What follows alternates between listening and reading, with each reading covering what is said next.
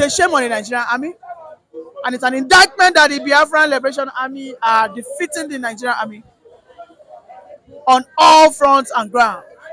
In fact, there is a response to that from the Nigerian army, and I can see that the Nigerian army are also seeking the international bodies. They are seeking the assistance of the international bodies in every way, to repatriate the money back home. But you see, I think the one thing is Biafra has gotten one thing right.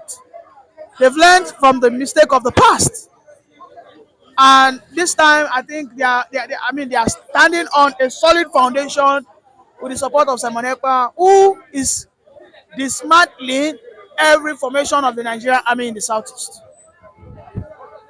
Don't forget, it was the Nigerian army that took the battle to them, and in fact they call it this is a war, an asymmetric war. I could recall that was a statement of the chief of defense staff. Chief of defense staff. But as it were today, over 6 months later, the Nigerian army are the one crying wolf, seeking for assistance, international help, and all that. It's an indictment, and I think for me, my happiest moment was when I saw that guy. Though he was being beaten, his face were battered. Before he was captured, he was in a fierce confrontation. Possibly he could have sustained such injury before he was finally captured. Well, be that as it may, I'm just happy that the man has his life intact. Because I mean, just a trigger, just one squeeze of the trigger, the guy has gone. He's gone. So I mean, to my fellow Yorubas, I think we should not continue to buy that story that Igbos are the enemies. I think the enemies are the bad people in governance.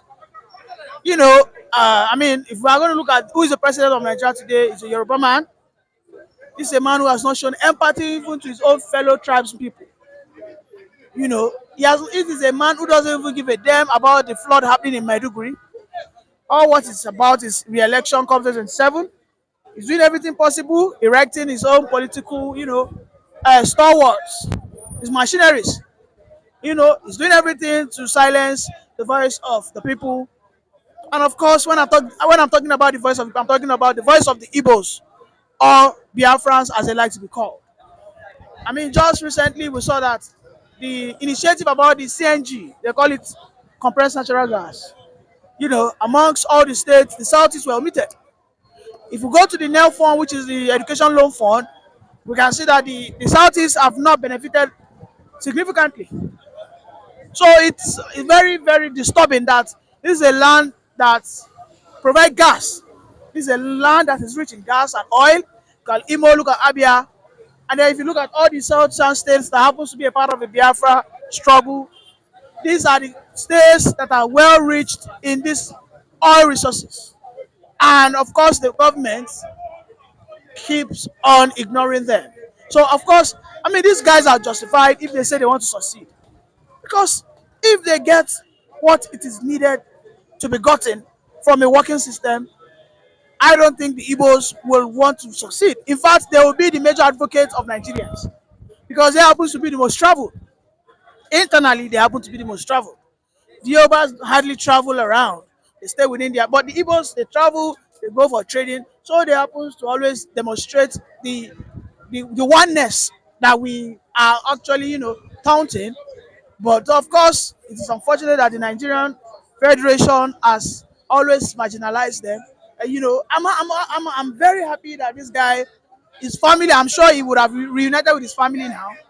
The Corporal Toriola would have united with his family, and I am sure he'll be praying for Simon Ekpa wherever he is. And I mean, going forward, if you are a Yoruba man and you have been sent to an Igbo land, I will advise you to leave that duty for the Fulanis, or the Hausas. Please. We are having issues back home here in Southwest. We can see what the Fulanis are doing for our mothers and sisters in Ondo State. Please, if you are a Yoruba soldier, tell them that you don't want to go to Igbo land. The Igbos are not having any issue. We are the one now having issues. The Fulanis look at, those guys have creeped into our forest. Exactly. If you go to Ogun State Forest, now all the Ogun State Forest, the Amu Resort, almost everywhere in Oyo State, in Ondo State, these Fulanis are there. They are building their camps, taking over people's lands, unabated, just because they are not yet. There's no yet much noise. So the Nigerian Yoruba armies should please come back home and protect us. That is what we need. Because, as it were, if the Biafran ever succeed today, let me tell you, the Yoruba land will be the prey in the hands of the predictive Hausa Fulanis if care is not taken. And on a last note, I want to appreciate Samuel Ekpa again for his kindness, and just by adventure, they find more Yoruba army in the Igbo land. I want to beg in advance, please don't kill them. Send them back home, just like you did with Toriola. Thank you very much.